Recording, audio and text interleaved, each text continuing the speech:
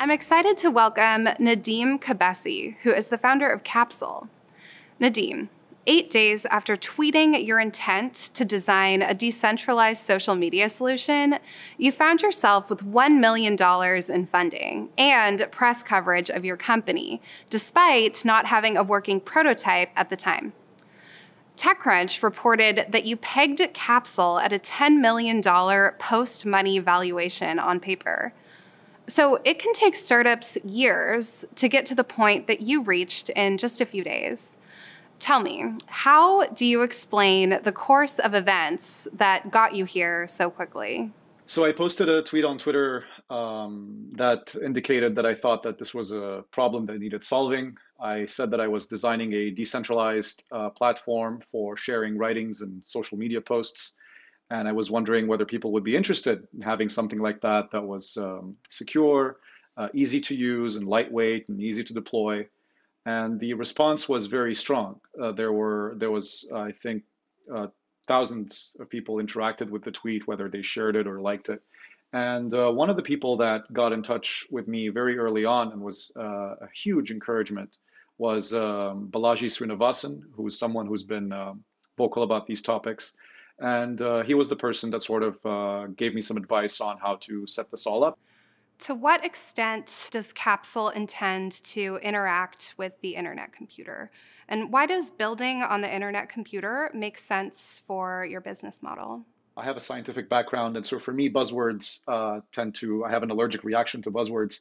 And so whenever people ask me whether I needed a blockchain or was going to use a blockchain for Capsule, I immediately was very skeptical of the idea. However, during development, I realized that there are a few specific problems that were problems that could be most easily solved using a custom blockchain-like structure. The nice thing about Dfinity, or as it's called, the internet computer, is that it allows, the way I see it as a developer, is that it allows me to basically define my own custom little blockchain. So I can just go with the thing that works for Capsule the most.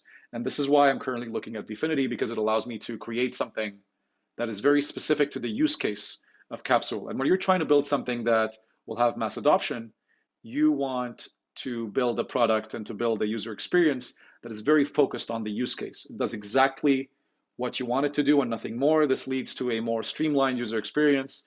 It leads to a more performance stack. It leads to something that developers can maintain better. And so these are the reasons why I'm looking at something like Dfinity for this particular subset of problems that Capsule will need to solve in order to be a viable product. There are other decentralized social networks out there.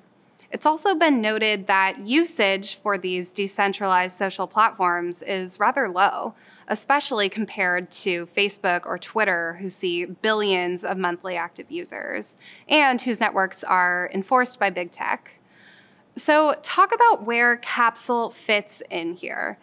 How could Capsule evolve to be better than existing decentralized social that has not seen significant user adoption, but also different from massive saturated networks like Facebook or Twitter? I think it's very important for me to just say it out loud and admit it. I simply don't think that, looking at something like a decentralized social network and saying that it's going to have the same adoption as Facebook or Twitter or Instagram is basically to me like saying that a vegetarian restaurant is going to have the same allure as McDonald's.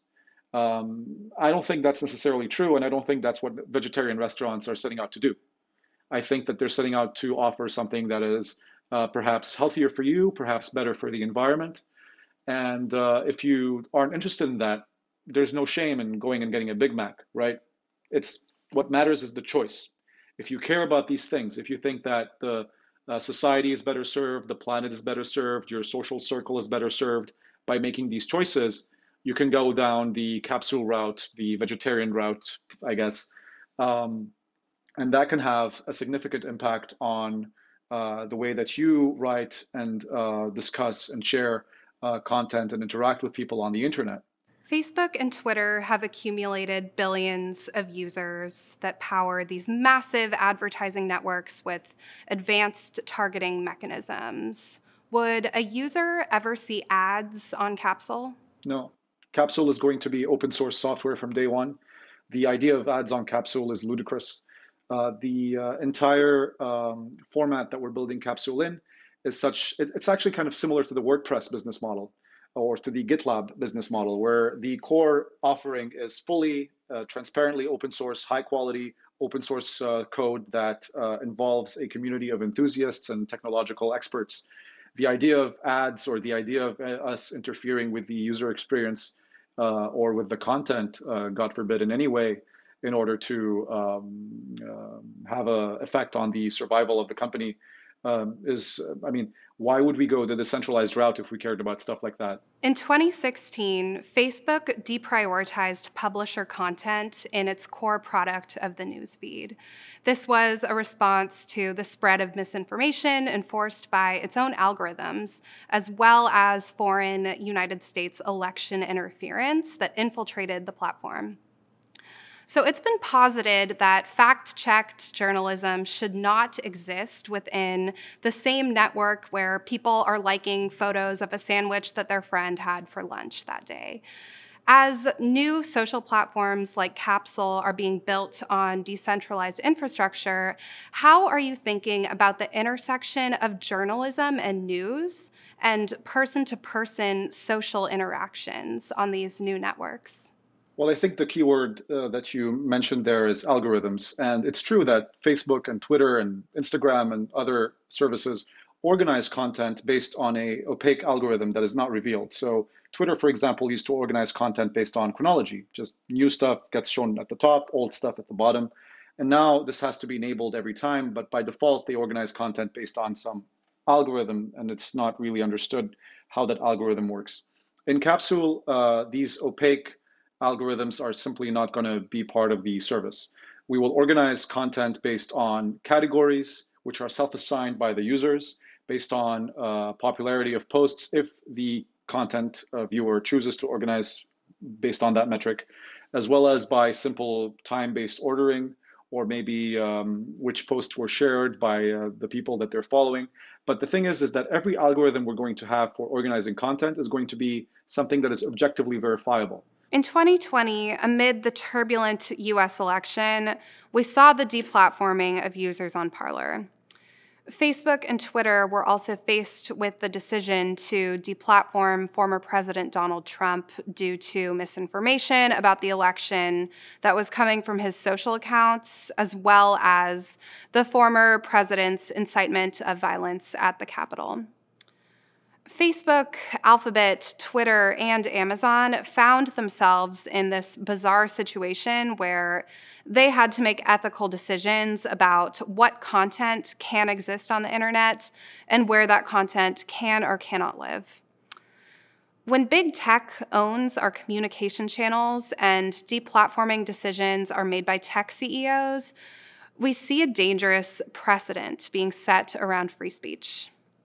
Nadeem, as someone who is starting a decentralized social platform, what's your take on how we got to this point? Currently, when there is objectionable speech on Twitter, for example, the appropriate mechanism on Twitter is to report that, and there is a team of individuals that work on Twitter that review that content and make a decision. Now, there is a problem with that approach for a bunch of reasons. The first is that that team of individuals will invariably be just a bunch of people, perhaps living somewhere in the United States, and that certainly cannot extend to covering the appropriateness of content originating from all around the world, which could have context relevance that could escape individuals that live in the United States, and so may not allow them to make the best judgment on whether that content should or should not be censored. I don't think that centralization works for content moderation, and this is something that has been admitted by the Twitter team, which is why they're looking at decentralizing that as well as by other social media giants. The way that we're trying to handle this in Capsule is by mirroring exactly the sort of infrastructure that existed in the first place when the web was created. The discussion of whether your content is online, whether you can post new content through your Capsule microservice, should be a discussion that is between you and your hosting provider, which you choose. You decide who your hosting provider is, and that discussion happens between you and them. And if they kick you off, that's okay. We want those hosts to have all of the tools that they need at their disposal in order to deal with these problems. We don't want anyone to exploit Capsule in order to create hate speech or objectionable speech, rather, on the internet.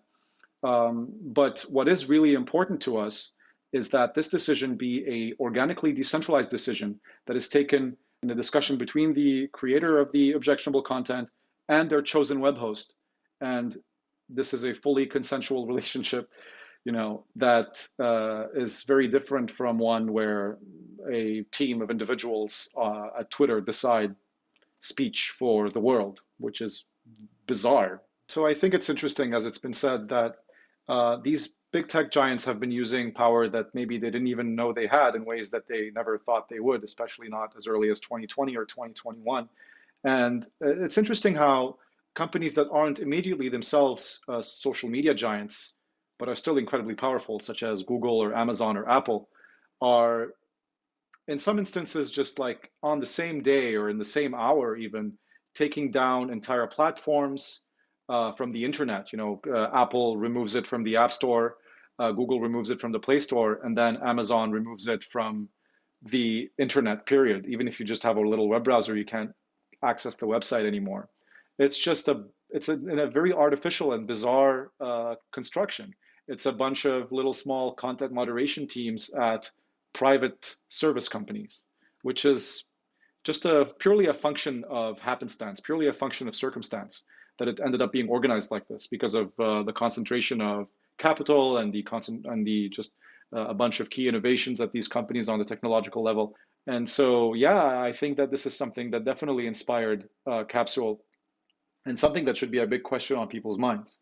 How much power are we giving to certain companies to inform our discourse, and not just inform our discourse, direct our thoughts, direct our arguments, and also decide on who gets to say what? There's a certain kind of vice in centralization and in opacity and in the way that these institutions and these companies and these algorithms work.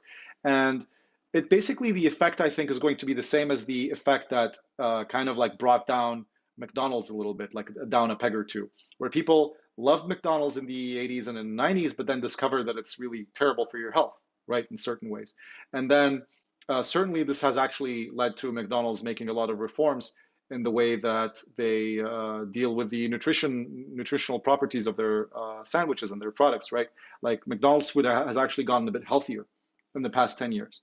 Why? Because McDonald's was humiliated as a result of everyone realizing that it's, for a while it was actually junk in the 90s, and then you had these pushes for healthier alternatives. And I think that we're kind of going to see a similar reaction here, where companies like Facebook are going to face a lot of public humiliation. Like using Facebook in comparison to using a decentralized, a truly open alternative is going to be seen like eating junk food all day, like smoking, for example, is seen in certain circles. I think that this is going to be the social mentality, or like the social approach, society's approach to these issues. And from there, once you have a critical mass of that, you either get, as you say, a response from those groups, like, oh, we're a healthy breakfast company now, or something along those lines, or you get some other type of competition, or they just fold and decide that, yeah, we actually should clean up and do something that is more socially responsible. Thanks so much for joining us. I'm excited to follow the progress of Capsule. Thank you. This has been a wild ride and a great opportunity, and I very much am excited to see where it all goes.